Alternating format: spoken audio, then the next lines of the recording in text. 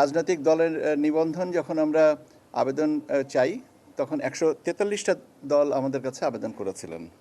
তার থেকে আমরা প্রাথমিক পর্যায়ে বাছাই করে 22টা দলের নিয়ে আমরা বাড়তি অনুসন্ধানের বিষয়টা আনি এবং এই বাড়তি যে অনুসন্ধান যেটা হচ্ছে যে মাঠ পর্যায়ে তথ্য এবং পর্যালোচনা এই বিষয়গুলো আমি আপনাদেরকে আগে বলেছি। এই তথ্য পর্যালোচনার পরে আমাদের অবস্থানটা হচ্ছে দুটো দল প্রাথমিকভাবে শর্ত পূরণ করেছে। একটা হচ্ছে জাতীয় নাগরিক পার্টি আর একটা হচ্ছে বাংলাদেশ জাতীয় লীগ।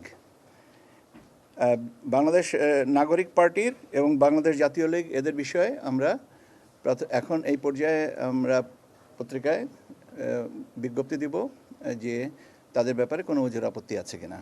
এখানে জাতীয় নাগরিক পার্টির প্রতীক নিয়ে একটা বিষয় অনিষ্পন্ন আছে যে ওনারা যে প্রতীকটা চেয়েছেন সে প্রতীকটা আমাদের প্রতীক সংক্রান্ত যে বিধিমালার তফসিলে নেই এবং না থাকার কারণে আমরা ওনাদের কাছে একটা প্রতীক মানে নিশ্চিত করার জন্য আমরা একটা চিঠি দিব।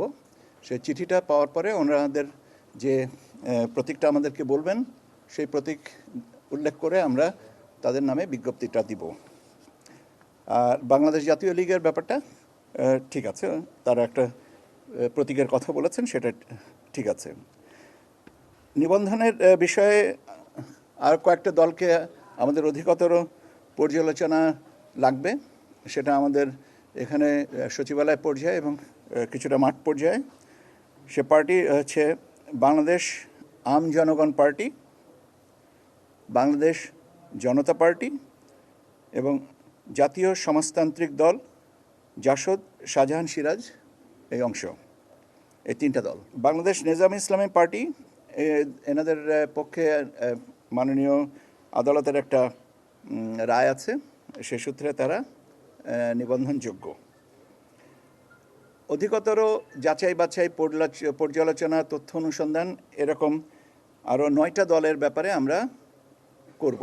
আর 7টা দলকে আমরা মনে করেছি যে তারা যথেষ্ট প্রমাণ আদি দিতে পারেন নাই, সে কারণে তারা আবেদন নামঞ্জুর হবে। ফরওয়ার্ড পার্টি,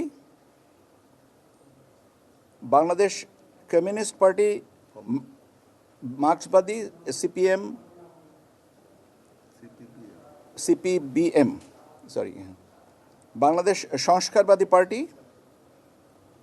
বাংলাদেশ বেকার সমাজ, বাংলাদেশ সলিউশন পার্টি, নূতন বাংলাদেশ পার্টি, জমিয়াতে উলামায়ে ইসলাম ও নেজামে ইসলামী পার্টি। এই হচ্ছে আমাদের রাজনৈতিক দলের নিবন্ধন সংক্রান্ত তথ্য।